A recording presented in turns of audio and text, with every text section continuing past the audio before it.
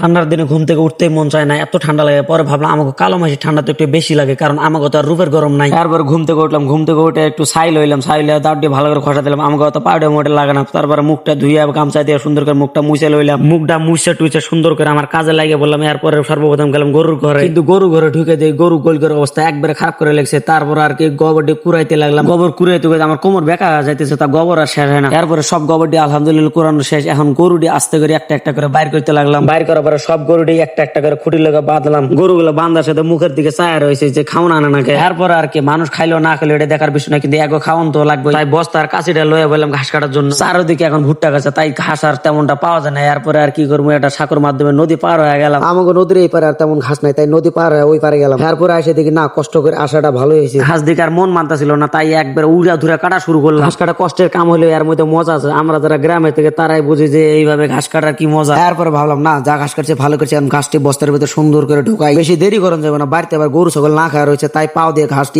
Load দিলাম ভালোভাবে। এরপরে ঘাসটি ওটা শেষ হলে বস্তাটি ঘাড়ে নিয়ে ধরলাম ঘাটা বাড়ির দিকে। শীতের দিনে সকালবেলা খালি পায়ে নদীর পাশ দিয়ে হাইটে যেতে ভালোই লাগে। এরপরে বাড়তে এলাম, বাড়তে দিয়ে ছাগলটি খাওয়ার জন্য চিলে চিলে করতাম। ছাগলগুলো খাওয়ানোর জন্য এমন ভাবে লাফাল হয়ে করতেছিল, না জানি সারাদিন রোজা ছিল, এখন ইফতার করার সময় হয়ে গেছে। এরপর কি গরুগুলোকে খাওয়ান দিতেছি, কারণ এরাও না খাওয়া ছিল। গরুটি খাওয়ান শেষে এখন ছাগলের লাগে পাতা পাড়ার লাগবে, তাই বড় একটা কোটা নিয়ে বাইরে পড়লাম। এরপরে টানাটানি করে বড় একটা ঠেল ভাঙলাম, ভাঙার পরে ঠেলটি লইলাম ঘাড়ে, ঘাড়ে নিয়ে বাড়ির দিকে রওনা দিলাম। আমার মনে মনে ভালো না, আজকে ছাগলের খাওয়াটা খুব ভালো হয়ে বাচ্চা এদিকে আগের যে ঘাসটি ছিল ওই ঘাসটি সব খাওয়া ফেলেছে, তাই পাতাটি সুন্দর করে বাঁধে দিলাম। সারাদিন আর বয়ে বয়ে খা। এরপরে নদীর পারে বয়ে পোলা বানিয়ে লোকে কিছুক্ষণ আড্ডা দিলাম। এখানকার পোলা পান্ডা দিকে সব ফ্রি ফায়ারে আসতে গেছে, আমার আবার ফ্রি ফায়ারে সব গেম খেলতে ভালো লাগে না। এরপরে পেটের ভিতরে লাগছে ক্ষুধা, বাচ্চা এত সকালবেলা কিছু রান্না করেন, বাজারের দিকে দিলাম রওনা। এরপর রাজু মামার দোকানে বসলাম, আর রাজু মামার কইলাম মামা সুন্দর করে একটা মালাই চা, চায়ের সাথে একটা রুটি লইলাম। রুটি দিয়ে চা খাইতে আমার বেশ ভালোই লাগে। আর এই দোকান রয়েছে আমাকে যশোর বাজারে, রাজু মামার নতুন মালাই চায়ের দোকান। আপনার সবাই আসবে।